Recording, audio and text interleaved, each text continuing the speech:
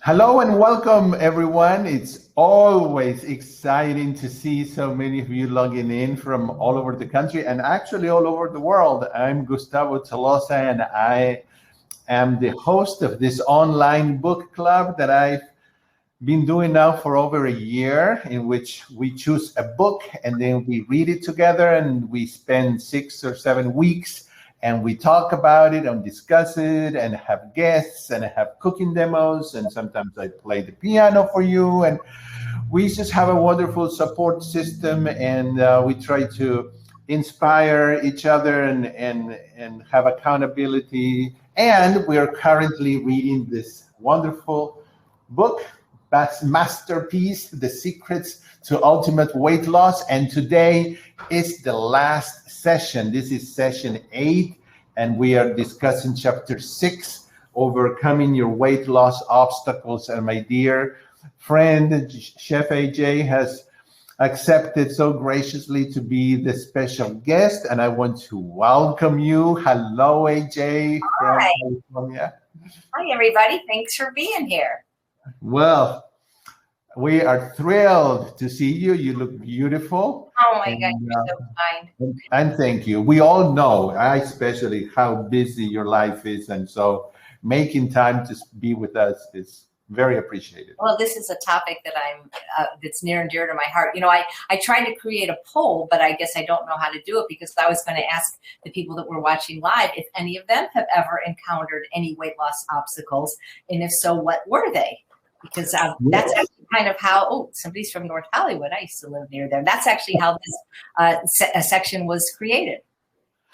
Oh, okay. Well, I want to encourage people to write down in the comment section here any obstacles they've had, and then questions for AJ. But I'm just going to have, what else? I can't say anything. I have the author here. So AJ, would you talk to us about the, overcoming obstacles that you have seen people have all these years? It would be my pleasure. You know, it's interesting because my book was pretty much written when this chapter was added, not so much as an afterthought, but I think as a necessity, because it's interesting how it transpired.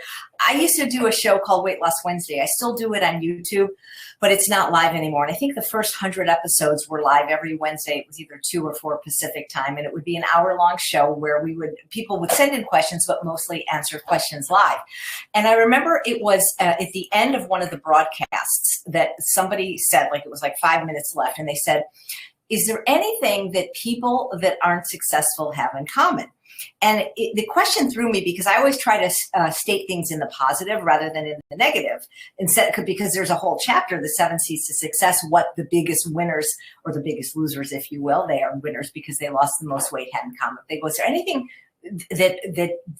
how did they phrase it, that they didn't do, or it was phrased in an odd way. And I said, or the people that weren't successful, what did the people who weren't successful have in common? And because the show was almost over, I thought about it. I said my answer, and that was it. And then at that time, I was used to watch myself. I don't watch myself anymore. It's just I got too much content and I don't have enough time. But I was watching it and I'm like, well, you know what? It can't just be one thing, because if it was only the one thing I said, which is the 10th commandment, then there would be more people that would be successful. Just so you know, weight loss is hard. But weight management is even harder, as it appears for most people. And if you haven't been successful yet, don't beat yourself up. Watch all my videos with Dr. Lyle, and he'll explain to you that losing weight is like climbing Mount Kilimanjaro with a sprained ankle, because you were never designed to have to solve or navigate this problem of the pleasure trap. So if you can't do it or haven't done it yet, don't beat yourself up, because most people, it's too hard. And there's lots of reasons why, and that based on the pleasure trap, food addiction, that kind of thing. So I thought about what the answer was. I said it, and then I said, you know what, there's more to it. So I kind of did an inventory of people that were in my Ultimate Weight Loss program then, asking questions, and also noticing the people that so far had been successful. And what was interesting is it all started with the letter E for some reason. And I thought, oh, wow, I'm going to do a clever talk, the 10 E's that perpetuate disease. I thought I'd be real clever. But I use the word perpetuate because perpetuate doesn't mean cause, it means allow to continue, because these commandments in and of themselves are not the reason people are overweight or struggle. And I should have said this at the beginning, because, somebody could stumble upon this video, not know who I am or my story or why I eat and they'll look at these like, oh my God, this person's crazy. This is so strict. Nobody can do it.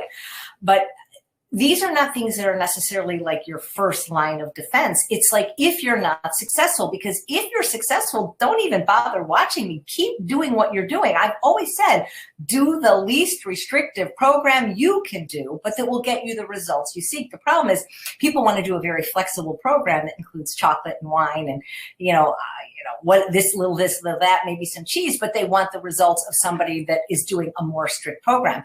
And, I'm learning now, because I'm in my 60s, and most of the women, it's mostly women I work with, but some men, but most of them are in their 40s and up. We can't necessarily get away with the same diet that, a beautiful YouTuber doing the starch solution in her 20s and 30s can do. And that's just the reality that we have to accept. So I thought that I would do this great talk, 10 E's that perpetuate disease. It was just kind of rolling around in my head. I hadn't created it or anything like that. But I happened to have been at the True North Health Center in May of, I want to say 2017, not because I was there as a patient, but because it was cheaper than a hotel. I was going to a wedding in the neighborhood. And that's what people have to understand when they say, True North is so expensive. If you think that, I don't think you've ever been to a hotel in your life, at least not in Sonoma County, because it's $149 a night with all 3 meals and all your lectures. And so we stayed there just because it was cheaper than where everybody else for the wedding was staying. And the wedding was Saturday night. And then on Sunday morning, I get a call at around 9 o'clock in the morning that the 10 o'clock speaker was sick and would I do a talk? Because I wasn't there as Chef AJ. I was kind of like hiding under the radar. And I'm like, I didn't bring my data sticks. I didn't bring anything with me. And I thought, you know what, this is a friendly audience. If anybody's going to get it, it'll be this audience. So I'm going to do this talk. That was rolling around in my head, the 10 E's that perpetuate disease. So I get there, and there's this gentleman who is a Baptist minister who's in the audience with, whenever I get the arms crossed, I'm like, oh my God, this is like, now I have to be good, right? And he goes, I'm missing church for this. So he wasn't missing administering his church or whatever, ministering to his church, but he was going to watch his online church. And I'm like, oh boy, I got to do something clever. So I changed the talk right there to the 10 commandments for overcoming your weight loss obstacle. And I delivered it with fire and brimstone. And I said, I have gone to the mountain. I mean, the True North Health Center and Moses. I mean, Dr. Ellen Goldhammer has, I made it kind of fun so that people would like it. And so that's how the talk came to be. And then once I gave it as a talk, I transposed it and made it the chapter. So these are commandments. And again, if what you're doing works, don't do any of these. And if what you're doing isn't working, maybe try some of these. And again, nothing has to be forever. You can try this for a limited period of time. Like Dr. Lyle says, you can run an experiment. And if some of these sound like they might be reasonable for you to try, or the reason that you've hit a wall, meaning in your weight loss, then maybe look at one of these. And so again, not all of these are going to work for all people. These happen to work beautifully for me and some of the people that I've worked with. So see if any of these resonate with you. And so the 10th commandment, I do them in reverse order because I save what I think is the most important one for last, because I do think that people that struggle with food addiction, the last commandment's kind of a non-negotiable, but we'll see when we get there how your audience feels about this. But the 10th commandment is thou shalt eat simply. And, people think, oh my God, that's going to be so boring. Eating simply does not mean you have to eat sweet potatoes and broccoli every day, even though I do. And I discussed this with Dr. Ted Barnett, who was on my show today, because it's like my favorite meal. When I was obese, I did not eat 30 different breakfasts, 30 different lunches, and 30 different dinners. And I would wager that there's probably, let's see how many people are on today, 157. I would wager that probably most of you don't eat 90 distinct meals a week. People somehow think when they're going to a plant-based diet that all of a sudden they need all this variety. There's lots of variety. I'm going to tell you how to get it. But by simply, I mean, if you're spending all your time, creating like elaborate recipes, if you have the time and the inclination, do it. But most people have jobs and other things they want to do in life. Eating simply is such freedom because it allows you the time to do other things. But also, one of the things you have to realize is that variety encourages overeating, which is why a good friend of mine who is a self-professed food addict says variety is the kiss of death for the food addicts. And I mentioned it doesn't have to be broccoli and rice every meal, but the idea is not to have these elaborate 12-course, buffets at every single meal, every single day. Think about how much you eat if you're on a cruise compared to how much you eat if you go to a sit-down restaurant and have to order everything a la carte.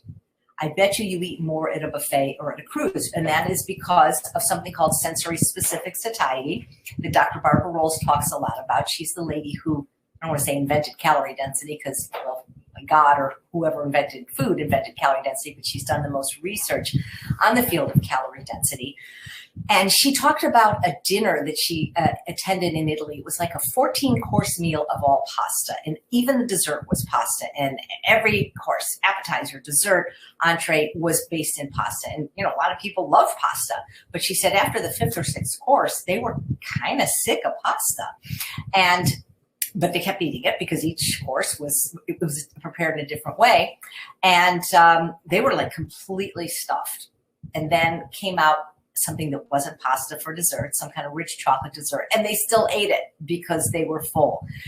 That's probably what happens to a lot of people when dessert is offered, or at Thanksgiving, for example. You can be stuffed to the gills with the entrees and the sides, but then the pecan and the pumpkin pie come out.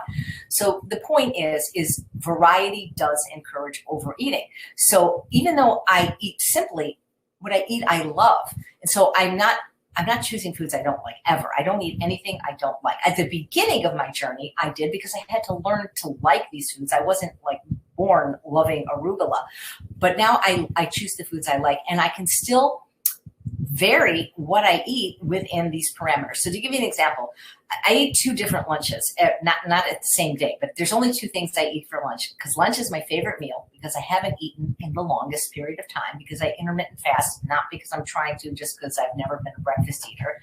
So I either eat sweet potatoes and broccoli for lunch, the sweet potatoes being a Hannah yam because I don't like the orange ones, or I eat my chopped salad with air fried Japanese sweet potato.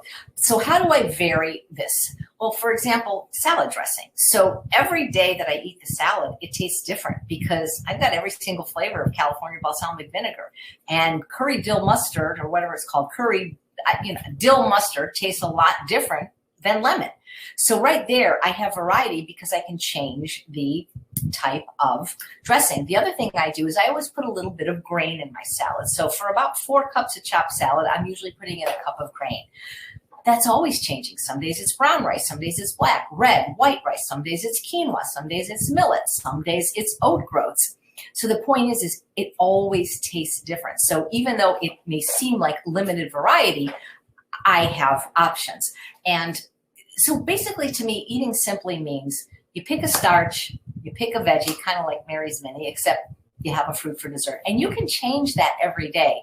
But that's kind of the idea. Rinse and repeat. Starch, veggie, fruit. Starch, veggie, fruit. Starch, veggie, fruit. The ones you like. For example, beans. You know that there's 18,000 different kinds of legumes. So if you like beans, you could have a different one every day, probably close to the day you die.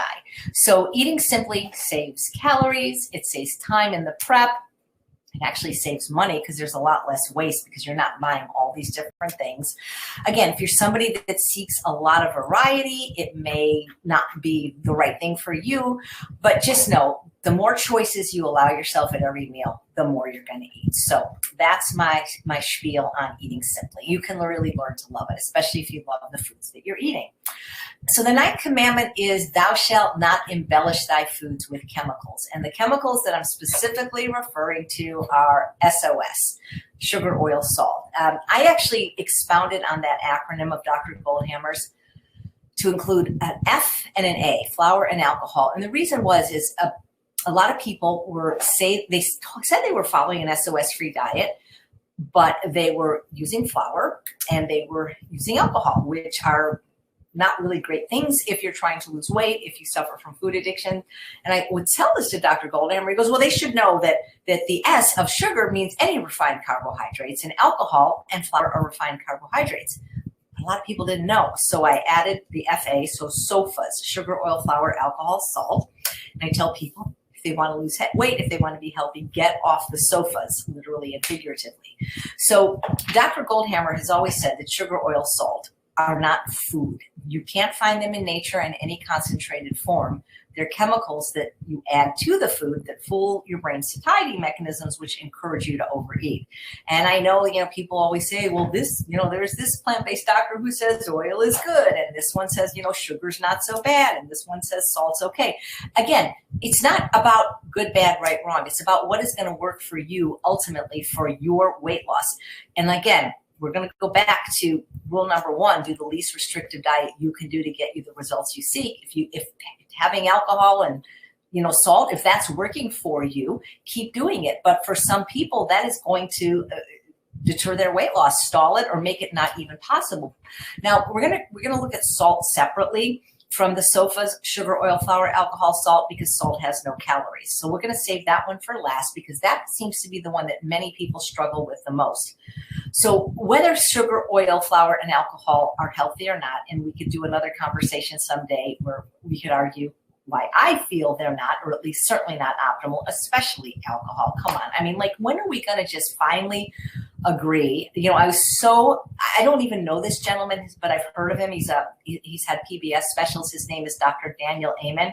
And for some reason, he popped up on my Instagram, and I think he follows me. I don't follow him. And he gave this little talk about, that he's never going to recommend alcohol. He talked about how, how it just basically destroys your brain, that if something wrong happens with your liver or your heart, ostensibly they can get you another one, your kidney. You're never going to get another brain, right? Alcohol is a toxin. It's toxic to every cell in the body. The World Health Organization does not recommend any alcohol. It's safe. But even if it was good for you, if you could find some benefit, it's 7 calories per gram. And since you guys are in the book club, I know you read chapter 2 of the book, and in terms of caloric density, that's almost as bad as oil at 9 calories a gram. Liquid calories aren't favorable for weight loss. And certainly alcohol isn't, because it's a depressant. It slows your metabolism. And how many people, when they're drinking alcohol, order steamed kale? They don't. You don't make good food choices under the influence. So anyway, that's a chemical I would not recommend embellishing your food with. And, well, what if I cook with it? Well, the thing is, if you cook with it, you got to buy it. That means it's going to be in the house. If it's in the house, it's in the mouth, as you know. So I don't recommend it. Just like the World Health Organization says no amount is safe, I don't think any amount is going to be good for your ultimate weight loss experience, especially if you're female. Unfortunately, we lose weight so much more slowly thanks to estrogen, which is a fat storage hormone. I've known men that can drink alcohol and maintain a slender physique, but I have not met the woman who could drink and still, at least not a woman after 40. That's why I say, watch who you watch on YouTube, because if they're in their 20s and 30s and you're not, and they say, I go out for it, that doesn't mean that you can do it. So the chemical of oil, the thing is caloric density, again, 4,000 calories a pound, 9 calories per gram.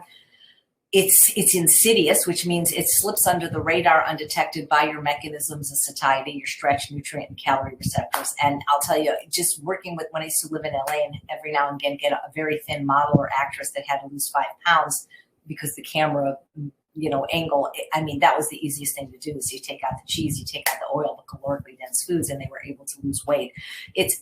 You might have heard the story about my husband. When I stopped using oil in August of 2008, I didn't tell him. He thought he was dying of cancer. He lost so much weight, he couldn't put his belt on anymore. So, and that's the problem with eating out, especially at restaurants. You cannot really gauge the amount of oil. And, you can make exceptions, but you'll see that's one of the commandments. Don't make exceptions. But the problem is restaurant meals are so laden with oil because they don't cook your food to order. They prepare your food to order. So, the water that's boiling there where they're cooking your pasta, that already has oil in it. The grill where they might be grilling your vegetables, that only probably had meat on it, unless it's a vegan restaurant. But, there's residual oil on it. There's residual oil in the cookware. It's really hard to get a calorically dilute meal at a restaurant unless you're ordering a dry salad or, a plain baked potato, which interestingly enough, many restaurants just rub oil on them before they bake them. I think you're safe at Wendy's. So oil is a really tough one, and it sneaks in, and, the more exceptions you make, the more oil you have. And you'll see the diet didn't work. Well, one of the things we learned from the pandemic was so many people for the first time stopped eating out. All of a sudden, miracle of miracles, they lost weight. So that's why I'm not a big fan of restaurants. I think of them as a punishment because it's really, really hard unless you go to, say, what's that one in Herndon, Virginia, Green Fair or Casa de Luz in Austin to get a truly, truly oil-free meal at a restaurant.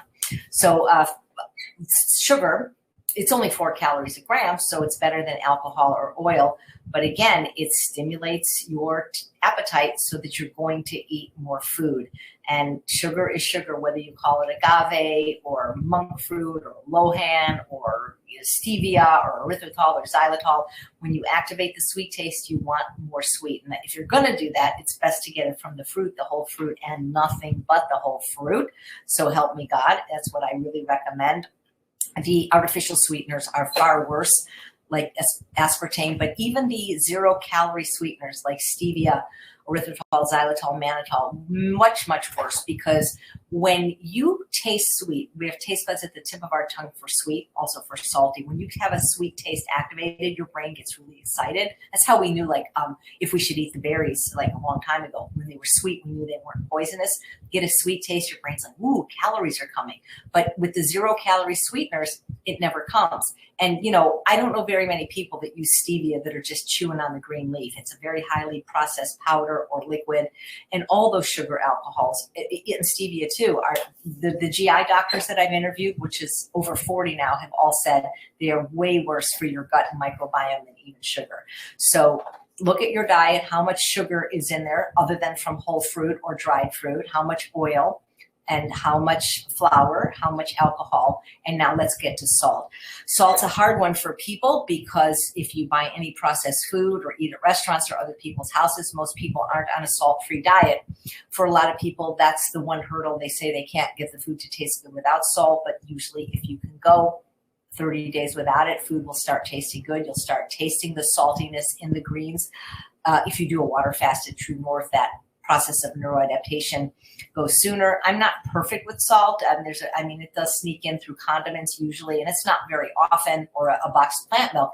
But the problem with salt, it's going to depend on you. The most important thing I think in your health and weight loss journey is to know yourself. If you're a person that can have, bread and whatever and be happy with your weight and your health, go ahead. These aren't a lot of these foods that I don't eat, like, peanut butter and nuts. They're healthy foods, but they're not, for me, going to work to maintain my weight loss that I've maintained now 50 pounds for the last 10 years. But with salt, for somebody that's really salt sensitive, it can be a very powerful appetite stimulant. And I could even get this article to Gustavo if he wants it. I was given by Dr. Rosanna Alviera, where it shows that people that eat salt consume about 11% more calories. And that can be significant if you're close to goal weight or trying to lose weight, and those calories generally come from fat. It comes in the form of what they call passive overconsumption. So if you don't believe what a powerful appetite stimulant it is, then eat something that you like, that you could eat without salt. I can eat rice without salt. To me, rice is delicious, doesn't need salt. See how much you eat, and on another day, put some soy sauce on. You will definitely eat more when you put the salt on. And that's why restaurants do that. That's why Dr. McDougall has said, no salt, no sale, because they know what a powerful appetite stimulant it is. If you absolutely have to use it, my recommendation is to do it in the finish, which is at the very end, sprinkle it on at the table, never cooking with it.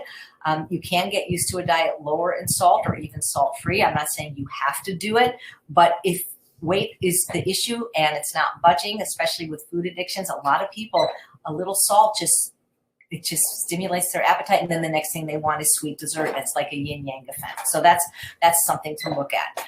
And then again, you don't have to do this for the rest of your life. You can just say, hey, for 30 days or 21 days, I'm going to try it. You don't have to try all these things at once. You can try one commandment a week and see if that makes a difference. Okay, so the next one, VIII, would that be number 8? I'm bad at Roman numerals. Thou shalt not eat at night. So I learned so much from the GI Health Summit that I did last year that's going to run again October 23rd to November 1st. It will be completely free. Is that if you have any gut issues at all, like reflux or really IBS, you don't want to be eating at night. unless you're planning on running a marathon at midnight, they did research at Northwestern University that showed that the calories eaten at night, meaning after dinner, even if within one's caloric budget, these were calories that were going to be stored as fat. We need energy throughout the day, but we don't need it for the last 3 hours before going to bed. And a lot of people can eat more calories between dinner time and bedtime than they've eaten all day.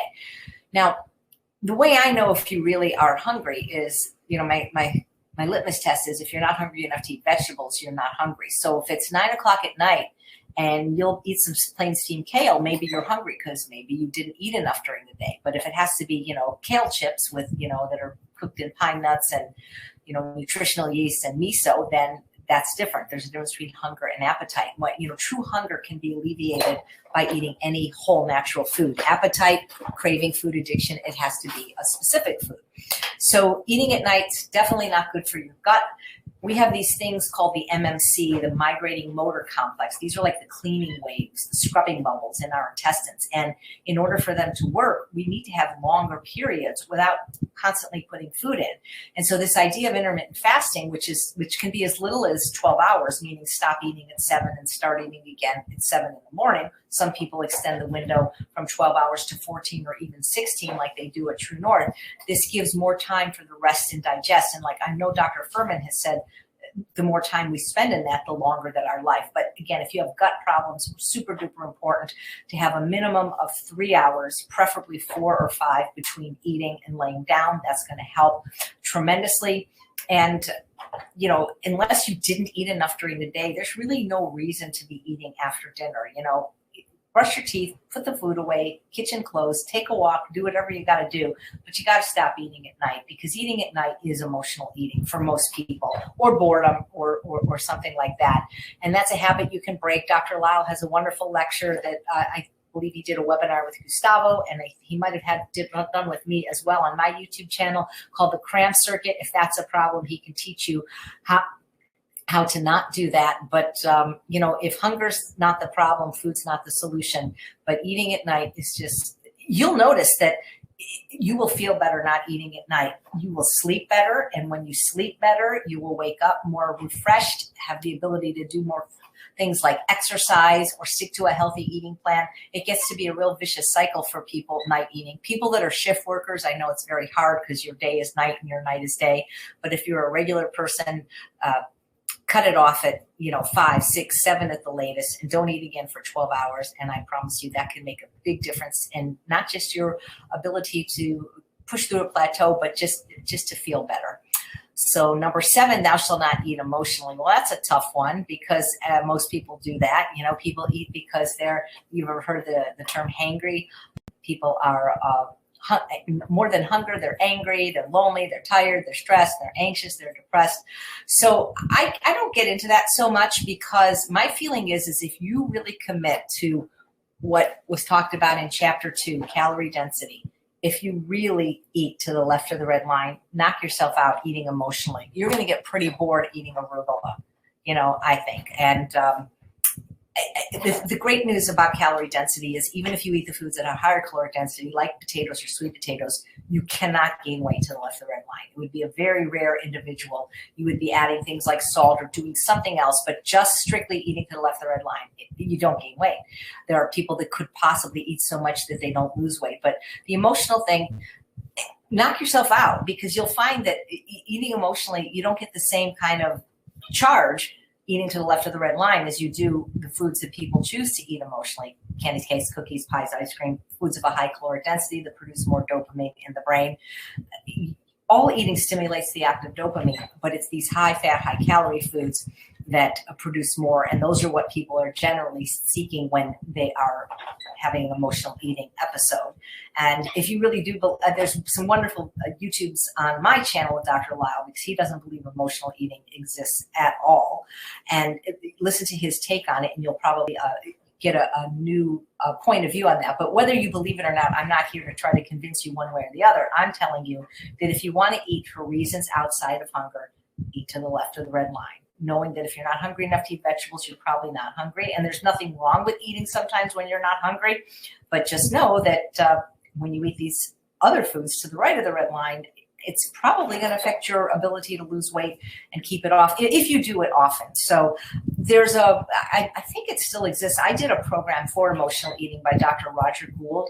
It was called Shrink Yourself. I don't know if it still existed. At the time I did, it was like $30 for like 12 weeks. And it was this wonderful program where I learned quite a bit because I noticed that every time I haven't flown anywhere since November of 2019 because there's no conferences right now that I'm going to be speaking at. But I remember I used to get on a plane and I would just it could be like 7 a.m. and I would stuff myself with a burrito that I bought at the airport. And I'm like, this is weird. I'm not hungry. Why am I doing this? And the program helped me get in touch with my emotional eating episodes because he does this type of online therapy where it's just you and the computer, which actually has been proven to be as effective as working with a therapist, where he has you answer a series of questions.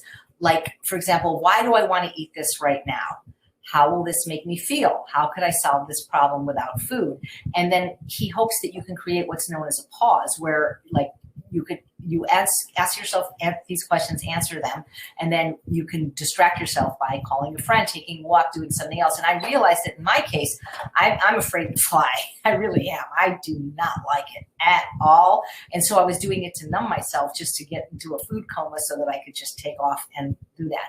So I still don't like to fly, but at least now that I know why I was doing it, I don't do it. And before I got a stainless steel refrigerator, I used to have these questions typed out really big on my fridge so that if I was going to open the fridge, I would at least, even if you do eat, the fact that you could just take the time to go through these questions. And because if you create a pause, there is a chance that you won't do that. That's why it's so good sometimes for people to have accountability partners and be in groups so they can phone a friend saying, it's 8 o'clock and, I'm not hungry. And sometimes just having somebody talk you through it can really help. But this emotional eating, this night eating often goes together because that's when people are lonely and tired. A lot of times people eat at night, believe it or not, just because they're tired, because they want to stay up and finish binge watching their Netflix show. And eating can keep, can buy you a couple more hours. Remember, we didn't always have these electric lights. We'd have to go in a cave or eat or be eaten. So if you eat at night, because I used to eat like bananas at night, I wasn't hungry, but I could just keep working a couple more hours. So go to bed. Having a bedtime can be a wonderful thing. And I know there's lots to do, but you'll have a lot more energy and wherewithal to do it if you go to bed at a proper time without having a lot of food in your stomach, because then you'll be able to do commandment number 6, which is thou shalt exercise. And that is something that we want you to do, not to lose weight, but to build self-esteem. I'm going to be having, you probably, if you're here, have heard of me, so you probably know that I do a YouTube show every day live, and I have a bonus show at 2 o'clock tomorrow with Herman Ponsner, and he's the doctor that wrote the book Burn. But before that, he was somebody often quoted by Dr. Lyle for an article that appeared in Scientific American Journal called The Exercise Paradox. And he lived with the Hadza tribe, a hunter and gathering tribe, and he discovered that a very negligible amount of calories was burned by exercise. And that's not to say you don't do it. You just don't do it to lose weight. It turns out, and I learned this from Dr. Jim Hill, who founded the National Weight Control Registry, that exercise is much more important to weight maintenance than weight loss. But we still want to exercise. Why? Because exercise builds our self-esteem. And when we do it first thing in the morning, this concept that Dr. Lyle has talked a lot about, our internal audience becomes very proud of us, and it makes it easier to stick to a healthy eating plan. And so you don't have to run a marathon, just doing something regularly when you wake up, taking a walk, whatever it is you like, or whatever form of exercise you hate the least. But it's sort of like making your bed first thing in the morning. It's just one of those habits that you just, once you do, when you don't do it, you feel bad. It takes a while to build that habit. I didn't exercise till I was 52, and I didn't really like anything until I found spinning. And I don't love spinning, but I tolerate it because it lets me watch my shows. So it's just like, I know I'm going to get to watch. That's the only time I have. So I bunch it. I do something that I like more with something I like less. And then the thing that I didn't like as much, like the exercise, actually becomes neutral. Or when I'm walking, which I actually do like walking, I'll always be listening to a book on Audible. And it's like, sometimes I'll just go longer because I've got another chapter. So exercise can be really helpful because, the truth is at any weight, Exercise makes you look longer and leaner anyway. That's why somebody like Shada, who's lost 120 pounds, looked so good after she lost weight with very little skin, because even when she was heavy, she was an exerciser. I wasn't, so I'm like all droopy drawers right now. Exercise, we know, is good for brain health, bone health, immune function, but it also is really good for people with addictions, because somehow it does something to that part of the brain. So do crafts, by the way. If you watch today's show, we learned how to make earrings. These were made by Ramses Bravo. So, when you're doing something with your hands and your body, you can't really be eating. So I'm going to be putting in a plug for exercise. What you can do, start where you are, and it can just be starting to walk, doing something. And if you don't have a dog, get a dog so that you'll have to walk every day. The fifth commandment is thou shalt not make excuses or build exceptions. I forgot who said it. I think it might have been Heather. Excuses and results don't live on the same street. I don't know very many smokers who really want to quit smoking, or drinkers that really want to quit drinking. Most of the time, usually something has to happen, like with their health, or they have to hit rock bottom. And you ever know a smoker? Yeah, I'm going to quit someday.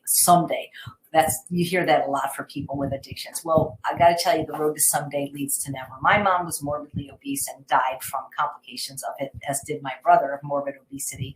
And they were always going to go on a diet. They never actually went on a diet, but they were always one day, someday, the first chance they got. Well, that day never came. And so, I think excuses are just a way that we save face, because look, this is hard, and there's addictions here, and there's so many reasons to not do it, but just know that when you make excuses, you're not going to do it. I can tell you that. And the exceptions that I was talking about, not making exceptions, are a little bit different than excuses, because people do make exceptions occasionally, and there's nothing wrong with that. But what is an exception? And that's where we have to be very clear. I remember I actually studied improvisational comedy at a school called the Groundlings. Even though it's in LA, been doing it online. But before I moved to LA, I would go to their show once a month for the comedy show, just because I loved watching the actors do improvisational comedy. And right at the box office, there is a big sign, like the biggest sign you can imagine. It says, "No late seating, no refunds, no exceptions." And I remember I had tickets to a show with Brian Liddell, producer of Forks Over Knives, for his birthday, and his wife and my husband. And we both had just gotten over a cold, and we had this cough. And he said, "I don't think we should go. We're both hacking, because it's a small theater. It's like a 99-seat theater." And I called up the box office, and they knew who I was, because since 1987, I'm going like once a month. They have my credit card on file, and I never called them before. And I said, "Hey, so this is the situation. I go to your show every month. Myself and another member of our party of four, we have this really bad cough. We're worried we're going to, it's going to affect the show, the actors." I said, we don't want our money back. Could we come at another time?" And the manager said, "I will make a one-time exception." So when you do something once in 27 years, that, my friend, is an exception. But when you do it once a week, or every night with that glass of wine or that restaurant meal, then it's no longer an exception. And the thing is exceptions aren't going to work for people that have trouble losing weight and maintaining that weight loss. So that's it. So no excuses, no exceptions, unless you're happy with your results. Number 4, thou shalt not engage with enablers. That's a hard one, because a lot of them are probably in your home. They could be your children. They could be your husband. I'm trying to remember this exact quote that Tony Robbins said, which is, I haven't given this talk in a long time, so hold on, about the quality, something about the quality of the peer group.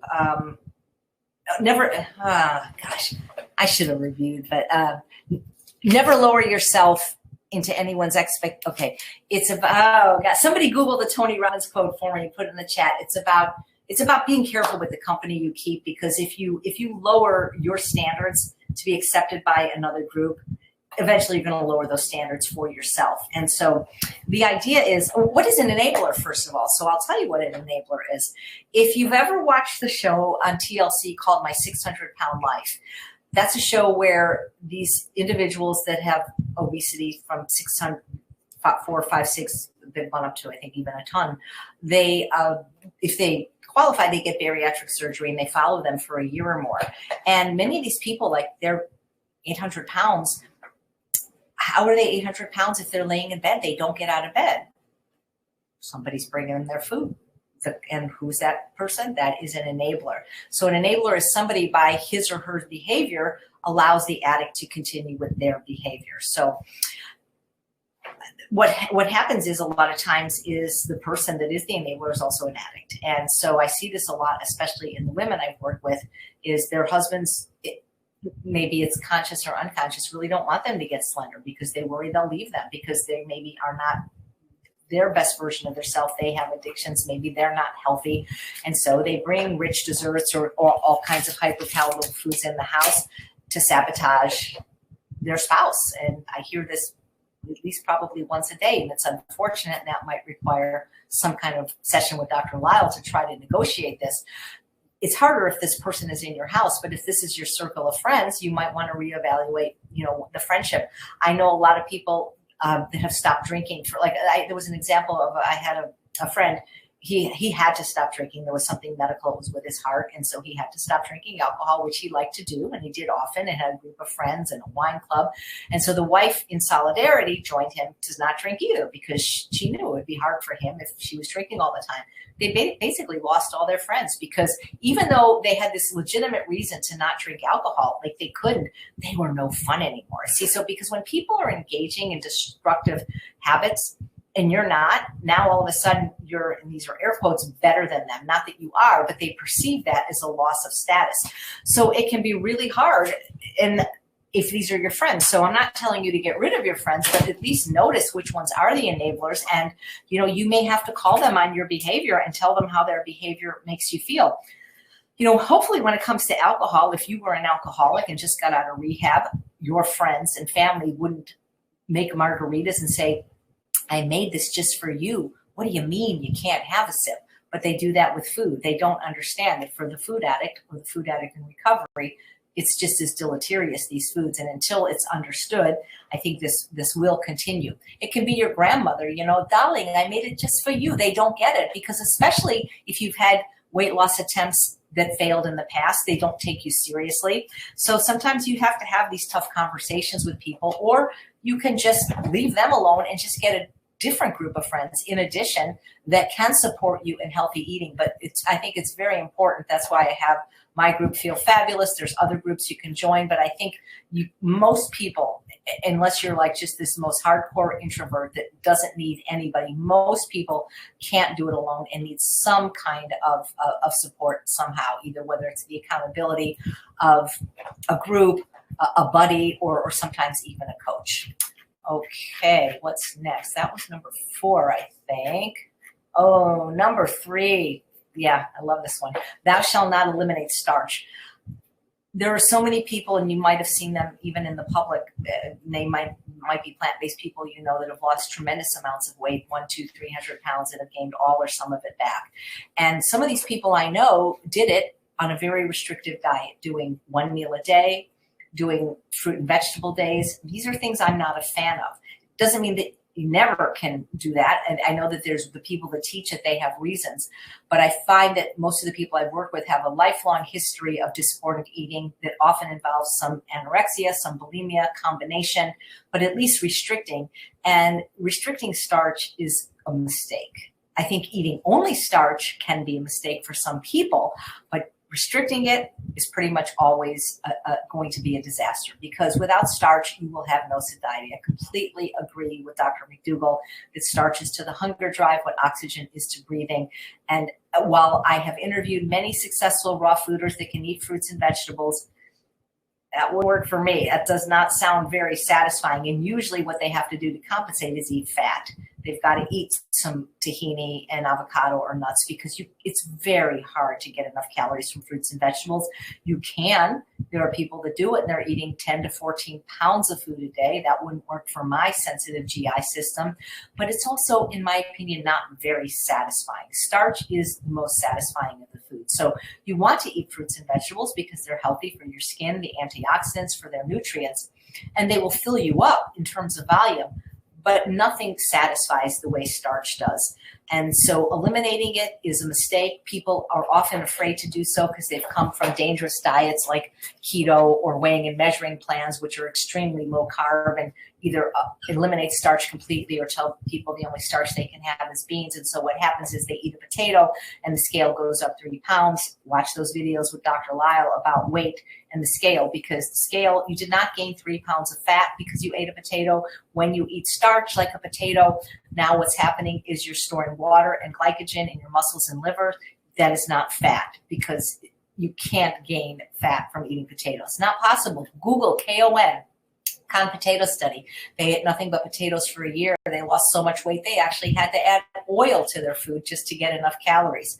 So eliminating starch is, I think, a disaster waiting to happen, and I don't recommend it. So commandment number 2, this is, I guess, controversial. Unless you really understand my program or my work or the why, it can seem really silly. But for people that have not been born and raised in the USA, this is not a problem because they do it anyway. And that is, thou shalt eat vegetables for breakfast. So that will be my contribution maybe to the world one day, and they'll realize why it's so important, whereas many parts of the world it's already been done for millennia. Only in the United States is, you know, a Cinnabon or a macchiato, frappuccino, or donut breakfast. Most Americans eat refined flour and sugar and caffeine for breakfast.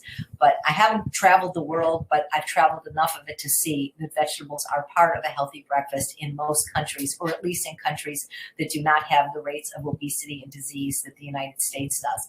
When I was traveling in Japan doing comedy, this would have been 1992, I believe. Is that like 20 or 30 years ago? It was a while ago. I was staying in a hotel in Tokyo, and not because I was a vegan. What they fed me for breakfast was miso soup with vegetables, rice, and salad. Vegetables for breakfast. I have a friend who's Chinese who says they always have some pickled vegetables or kimchi as part of their breakfast. I have a friend from the Netherlands, and even though they're eating, you know, fish for breakfast on pumpernickel bread, they're always including vegetables like cucumber and tomato and onion with it. Starting your day with a savory way, if you're a sugar addict, is the best thing you can do. People, well, I don't like vegetables for breakfast. And I find that there's a correlation between people, at least when people do my ultimate weight loss program, there's a correlation between how diligent they are with vegetables for breakfast to their success. And the more they hate it and don't do it, they struggle. The thing is if you can teach yourself to do it, what you're going to learn is that if you're willing to eat vegetables for breakfast, especially the green leafy ones, the dark ones, the cruciferous vegetables, there's a compound in there called thylakoids that actually blunt the hunger drive. They turn off the hunger switch. They fight cravings for sweet, and it just makes the whole day just easier. Also, you know, when you think about it, if you understand caloric density, and what we talked about with dopamine, the more concentrated the calories, the more dopamine is released. And while all eating stimulates the production of dopamine, you're going to get far less of it from 100 calories of steamed kale than you are from, 600 calories of beans. It's very hard to go back in time and then eat a food of lower caloric density once you've eaten a food of higher caloric density.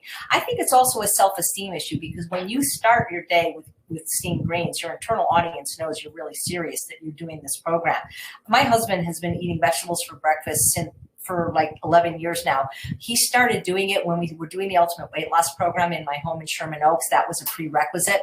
It was a 30-day program. People would come to our home 4 consecutive weekends for education and meals, and that was part of the plan. And he just wanted to do it in solidarity with the group. He was having green smoothies for breakfast at the time, and it's a habit he's never stopped. And he said, I know it just makes him feel better. And on the rare occasions like we're traveling, he can't get it, he just doesn't feel well. And he knows that after having that pound of greens in the morning, everything else he's going to eat the rest of the day is going to taste amazing. So I look at vegetables for breakfast as your medicine. Let greens be thy medicine. It's therapeutic. And, a A pound is a therapeutic dose. And I remember when we used to run the ultimate weight loss conferences in Vegas and other places, and we would have what we call the biggest winners panel, the people that have lost the most weight and kept it off. And we'd ask them, what was the secret to your success? Like, what one habit? And that was always it, was vegetables for breakfast. It's a game changer. Anytime you add vegetables to your meal, you lower the overall caloric density. And see, the problem, and I said this at the beginning, do the least restrictive diet you can do that gets you the results you seek. But the problem is you can't always do the same version of the starch solution as a 20 or 30-year-old.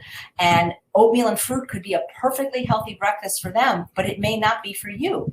And to me, that just sets up sweet cravings for the whole day, sweet fruit and oatmeal. To me, that's like eating cake. I think savory breakfasts are the best. Beans and greens, sweet potatoes and broccoli, but I always eat some vegetables before I eat the vegetables with the starch. And I still do it today. And, I know it's just, I don't know. I just think it's like wonderful. I give it a try. So the first commandment is the one that, unless you live alone, everyone fights me on because they say, oh, I can't, my husband won't eat this way, my kids won't eat this way. Well, we're not trying to get anybody else to eat this way. We're just trying to get you an environment that's conducive to your recovery. And so the number one commandment is thou shalt sanitize thy environment. If I'm known for saying anything, is if it's in your house, it's in your mouth. And Dr. Lyle taught me this over 11 years ago. We must work harder on our environment than we do ourselves. And I'm not saying that you will fail if you're in an unclean environment, but I will tell you I haven't seen anybody not succeed in a clean one.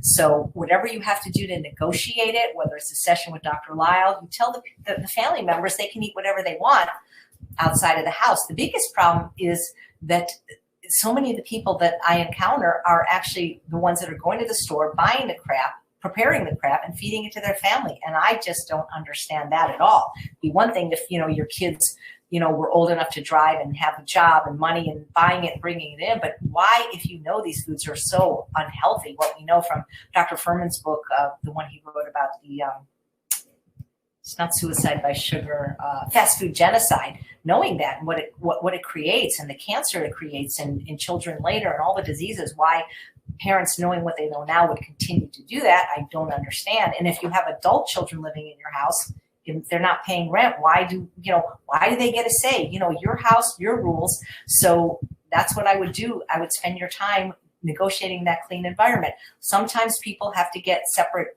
cabinets, refrigerators, locked food safes. Better than having to look at the food all the time. But when it's in your house, it's always going to bang on your brain. You're going to smell it when they eat it. You're going to smell the toast. You're going to hear the crunch. Give yourself the gift of a clean environment. Whatever you've got to do, ask for it for at least 30 days. It's your birthday. It's Christmas. Work on that. That's really the key to success, because it's not a question of if you will eat it when it's in your environment, only when. And so why don't we just start there, and you'll see how easy this can become in a clean environment and using maybe a few of the other commandments that we have. So that's kind of what I got. Sorry it took so long, but this is a fun little talk, and it's been a while since I gave it. Yeah, no, this is great. I've heard you give this talk several times, but it's always such a good reminder. AJ, you talked about the vegetables for breakfast, and I think that is one of the most important things to get out of this book. I mean, it has so many things, but I have a very short video, like 2 minutes, I think, because I think you mentioned here, sometimes they get scared when they think that they have to eat 1 pound or 2 pounds of vegetables, and they don't realize how little that is. Oh my God. You're so right, Gustavo. If they're eating raw kale, first of all, there was this rumor going around, Chef AJ forces her people to eat 2 pounds of kale and drink the water. No, that's not true. 1 pound, if it's cooked, is nothing. How do we know that? If you were to go to any store, they sell frozen spinach in 1 pound bags. Put it on the counter, squeeze it out. It fits in your hand. It's barely a cup. My favorite vegetable from Trader Joe's are the baby Brussels sprouts that are frozen. I microwave them. I have 2 cups of food. Yeah. Unless you're eating it all raw, and even then, 1 pound of raw sugar snap peas is actually quite delicious. It is not that much food when it's roasted or cooked. Maybe while you read the chat now, let me play this video so that you can see how illustrative it is. Let's see here.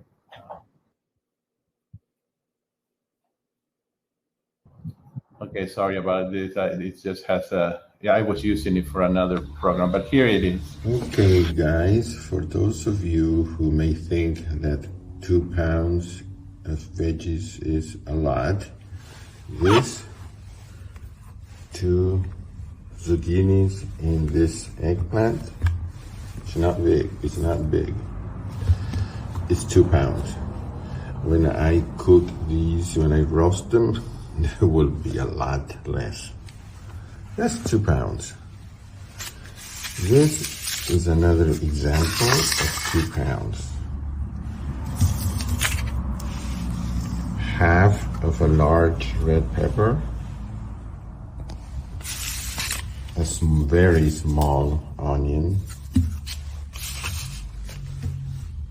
1, 2, 3, 4, 5, 6, 7, 8 mushrooms, and a little tray of Brussels sprouts. That's 2 pounds. So all of this is 4 pounds.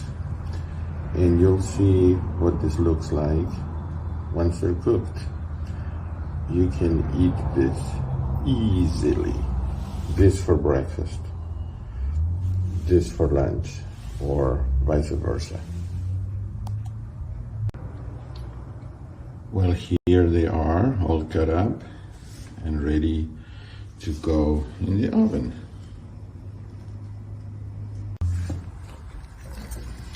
The veggies are cooked. I'm going to mix them up, turn them over. They smell wonderful. My mouth is watering. And actually, I think I can combine now both pans into one. So you see how, even though it looks like a lot, it does reduce. So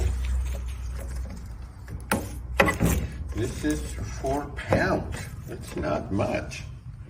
I'm going to combine those into these. Maybe I'll put them in the oven for just a few more minutes, but basically they're done. Then we're going to drizzle some balsamic vinegar or just eat them like this. So here we go. Both pans combined into one.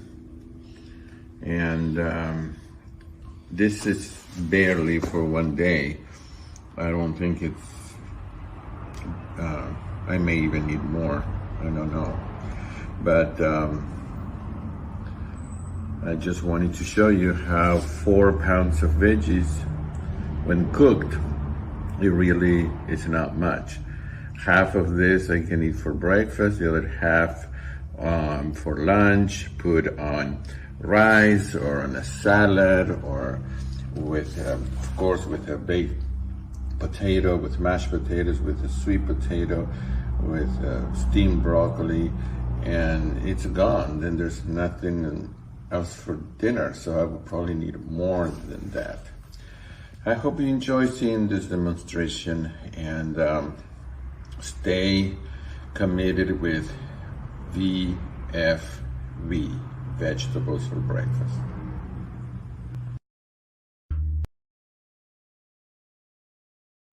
Anyway, well, I was a little. Yeah, that was amazing. You know, when I think about oven roasted ratatouille, that would make 4 pounds, and I would just scarf the whole thing down. When you roast vegetables, they taste like candy. It's not that people can't eat a pound of vegetables; it's they don't want to, because if they really wanted to, they would, because they don't taste as good. They don't have any problems eating a pound of M&Ms, you know. So AJ, do you personally believe in emotional eating? And if you do or not, I mean, tell us. Someone was asking, how did you overcome this thing? call emotional eating. Like I never, oh my God, I never ever want to disagree with like the three men that are like to me my mentors, Dr. Lyle, Dr. Goldhammer, Dr. McDougall. I think one of the reasons I've escaped jury duty my entire life was because I really do see both sides of the situation. And so what that means with emotional eating is, let's say it's really not real. But if this person believes in it, it's real for them. So it's not my job to convince you that everything Dr. Lyle says is correct. It's my job to try to help you. Okay, well, you believe this. So then if that's true, then let's work on that. So in other words, if you're eating emotionally or because you feel like you had some trauma, let's do something to correct that, right? So let's deal with the person, what they believe. So I don't know what I believe, because I think sometimes when I hear compelling cases for it one way, I'm like, well, I think that's true. And then I'm like, here, Dr. Lyle, well, he must be. I don't know. I think it's true if it's true for you. But what I do know is true is if you eat the right foods, it really doesn't matter why you're eating. And that really is the biggest problem. It's not that people are eating emotionally, it's what they're eating.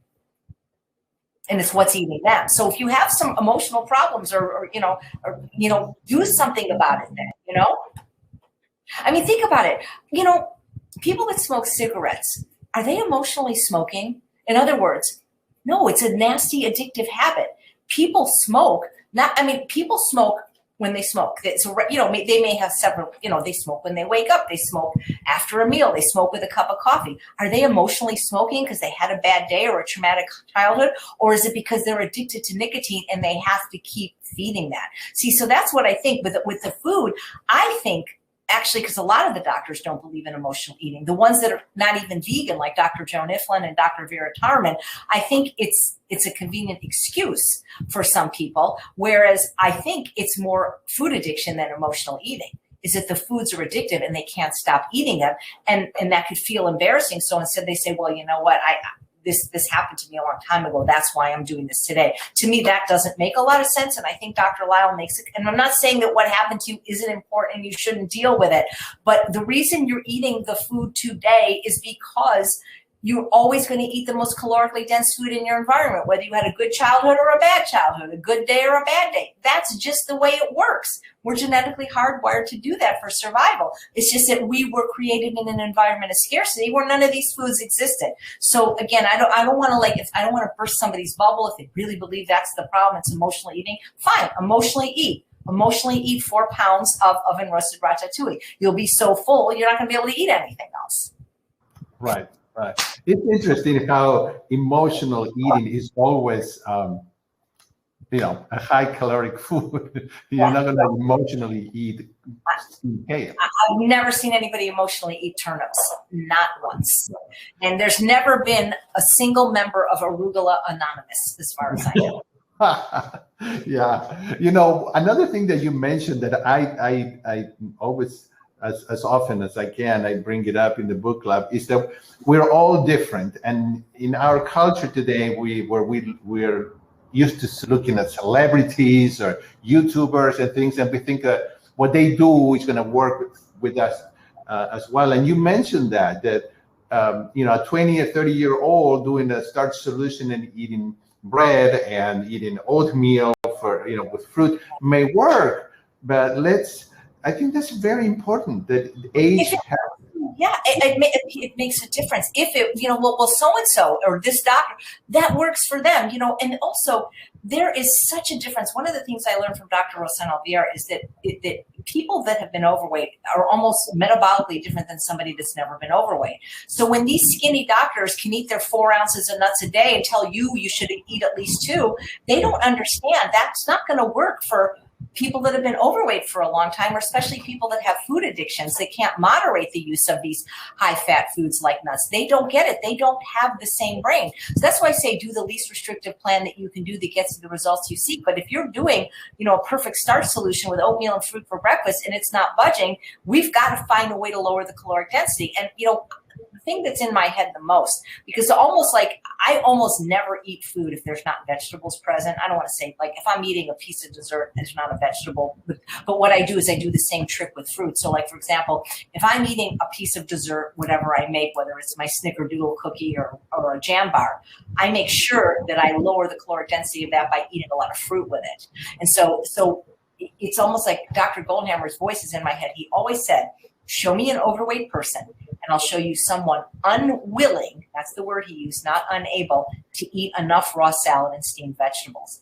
They have a 24-hour salad bar at True North. So if you want to emotionally eat, knock yourself out. Salad is 87 calories per pound. Have a 4-pound salad. It's about the same amount of calories as 2 tablespoons of olive oil or 2 tablespoons of peanut butter. So yeah, just because something works. And also remember, if somebody's on YouTube, I mean, in general, that's their job. It's sort of like actresses, and models, like that's their job. They have to look good.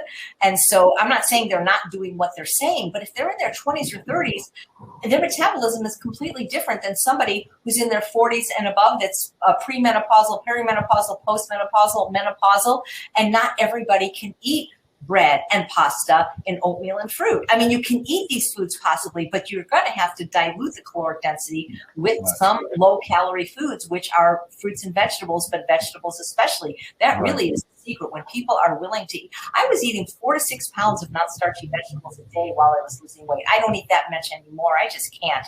I eat about 2 now for maintenance, but that really is the secret, is to just always have a pound. I'd say have a pound of vegetables, not just for breakfast, but have it before every meal, and then eat more vegetables with your meal. But you got to have enough starch with it. That's the thing. You have to find your sweet spot between the amount of vegetables that are going to start to activate their stretch receptors and nutrient receptors, but enough starch to keep you satisfied. If you eat a meal and you don't feel satisfied, it's usually not because you've not had enough volume, but because you've not had enough starch. Right. Can you touch, and someone has asked this question, I find it important, interesting, maybe you can see it at the top. According to the BMI chart, I am not overweight, but Dr. Michael Greger says your waistline measurement should be half your height. Is that true? If so, how does one decrease that specific area? Here's the thing. There's a big range in BMI. So I don't know what this individual's BMI is, because I believe it's 25 or something is not overweight. What if this person's 24.9? It's more important what your body fat is, because you may still have too much fat on your body. So I can't see you and I don't know the numbers, but the thing is losing weight might correct that. I don't know, because I can't see you and I don't have the exact numbers, but you can't just decide where you lose weight from. It doesn't work that way. So if you're saying one part of your body is bigger than you like, there's a chance that you might have still too much fat on your body. And the only way to know that is with something like the BIA, the bioimpedance analysis, which is a test that you can get at many, a lot of chiropractors do it, or naturopaths, where they put electrodes on you. There's also the dunk test, but then you got to get immersed in water. But and the stepping on a scale is not accurate. So having a test that actually measures your body fat, you might still be over fat. Even your BMI can be completely normal and you can still have too much body fat. And you could be like Robert Cheek or a vegan bodybuilder, where your BMI is not normal, but you can be completely healthy. So I don't think BMI is the best predictor necessarily. So in the back of your book, where you have the chart, and you are telling us eat to the left of the red line. And some people, I've heard people say, well, I can actually overeat. And I say, I can't, I get full. But is it possible to? Yeah, it's always possible to overeat, but are you overeating to the point where you're actually gaining weight or gaining fat or getting fat, or just overeating because you're uncomfortable? Again, there's going to be individual variations with people, but if people have come from a history of restrictive dieting, they probably are going to overeat at first, because now you're telling them, wow, I can eat all I want, because they're so used to dieting that it takes a while to understand that. But there's tips and tricks and techniques you can use to not overeat. And, one of them is, for example, there's a technique that Dr. Goldhammer talks about, which is sequencing the meals and eating in order of increasing caloric density, where you start every meal like they do at True North with a pound of raw salad, then you eat a pound of steamed greens, and then so now you've eaten 300 calories, where you should start to feel pretty full, and then with what room you have left, you eat your more concentrated starches, your rice and beans, your sweet potatoes, that kind of thing. Yes, it's very possible for people to overeat, but if you're not, I mean, I probably overeat at every meal. I mean, how do you know you've overeaten? I mean, by what markers are you doing that? I mean, well, this is saying that they're not. They say that they're overeating because they are not losing weight, or they're even gaining some weight because they're overeating. You know, if somebody's gaining weight, I'd like to see a 30-day food journal, because I can't believe that they're gaining weight unless they're having restaurant meals or salt or something else is sneaking in. But if you're overeating to the point of discomfort, that's obviously not good. And you know, this is where you might want to have a session with somebody like Dr. Lyle to figure out, I mean, especially if you feel like you're doing this for emotional eating. Do you overeat on other food? Is it only because you're eating plant food now? Because I'm not sure how doing a weighing and measuring program, other than white knuckling it, makes people not overeat, you know, because you're probably going to be hungry. I think this is something that if you do it consistently with time, you learn not to do that. And again, what are you eating? That's the thing. Is there salt? Is there one speck of salt in the food? Because I know people that until they've gone completely without salt, they always overeat, because it is such a powerful appetite stimulant to them. There's miso, there's tamari, there's coconut aminos in the food. You know, I just need more information, because these are the kind of people that really do benefit. I don't do private coaching anymore, but sometimes we have to dig a little bit deeper into what people are really doing and what they say they're doing. Because, you know, I can't tell you how many people said, oh, I do exactly what Chef AJ says and I don't lose weight. And then they go to a patient at True North and they lose weight because the food is perfect. It's 100%. There's nothing is sneaking in, you know? Yeah. Like you said in your book, you know, with your you know, well, I don't want to call them patients, but, you know, with the people that you coach, that that you ask them to write down every single thing that they eat every single day. And without that, there's no way to really know. It's really hard to know, because, you know, a lot of things are not even compliant that people forget, you know, they make their son's peanut butter sandwich and then they lick the spoon. And I'm not saying that these people are not telling the truth, but I'm saying that Dr. McDougall, you've heard him say all dieters are liars, because anytime they're at True North or at my house, when I used to run the program, they would lose weight. So what is it? That's why I need to see like a 1 month food journal, every single bite of food that's going in your house, your mouth.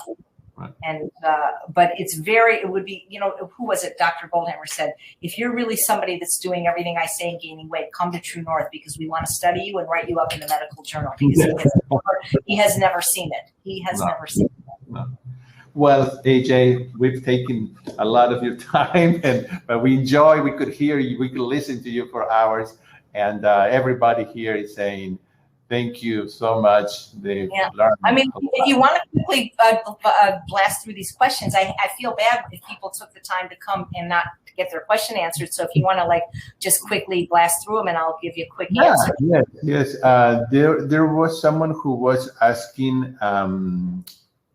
What program? Oh no, that I've already asked you that. Someone was asking, can you repeat where to find those questions? You were talking about questions, I think, that you had. Oh, Dr. Gould, that was a program I took called Shrink Yourself with Dr. Roger Gould. Okay. It was an online course on emotional eating that at the time that I took it was $30. I haven't checked lately to see if he's still doing it. Okay. That was the one resource I had for emotional eating. Yeah. Someone was asking, do you have any secrets to overcoming metabolic disorder, insulin resistance? Yeah, go to Mastering Diabetes. They have a great group coaching program, and that's exactly what they do, Robbie and Cyrus. Yeah. And they teach the same eating style. They call it green light, red light, yellow light foods, but it's basically the left of the red line. Right.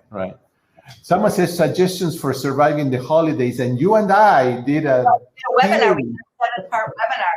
Yeah, I mean, we should put that back into the. Yeah, definitely surviving the holidays.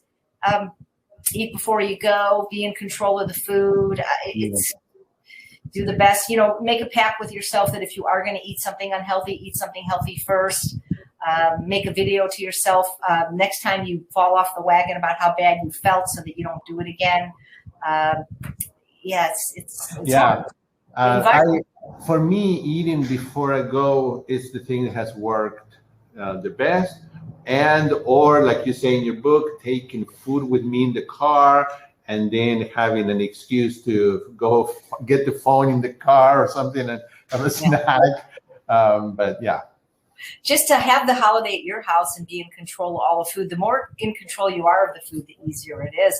You know, I know people that are such severe food addicts, they just skip the holidays because they know that it's going to lead to a relapse, so they don't go. And I don't know what to tell you. It's hard, guys. You got to decide what you want and how important the results are to you, you know? Yeah. I mean, you know, if you were an actress getting $50 million for a film, you'd find a way to do it, you know? Right. Most people really aren't motivated enough, you know, they're not sick enough. And some of the people that are sick enough, the disease is so bad, meaning the disease of food addiction, that even that it's the motivation is not there. It's very complicated, actually. It is. Mm-hmm. It is. Yeah, well, all right. Thank you, AJ. And this is the end of our book club for the secrets to ultimate weight loss. And in October, I'm going to do another one. I'm going to announce it later on, and I think everybody's going to love the book that I picked. And well, any other final words of wisdom? Did they get a graduation certificate? No, that's something I should do. Yeah, maybe give them a little test. Actually, I have a test I could give you to give them. I do have a test on. Okay, all right. But you know what I would like to get from you is that article that you said about salt. Yeah, I'm going to just myself a note. Maybe I can share. Yes, as well. It's a very good article that I can write that down. I'll send it to you. This was such an interesting book club that I cannot believe the 8 weeks have gone by. That's 2 months, but it was so fun to do it. Nice. Nice. Well, I would just say, I believe you can have the health and the body you deserve. Do your best, bless your rest, bless the rest. Do the least restrictive program you can do that'll get you the results you seek. Eat to the left of the red line. Eat vegetables for breakfast. And just remember, if it's in your house, it's in your mouth. And if you're not hungry enough to eat vegetables, you probably aren't hungry. Yes. All right. Thank you, Jay. Take care. Have a good week. Bye, everyone. Thank you.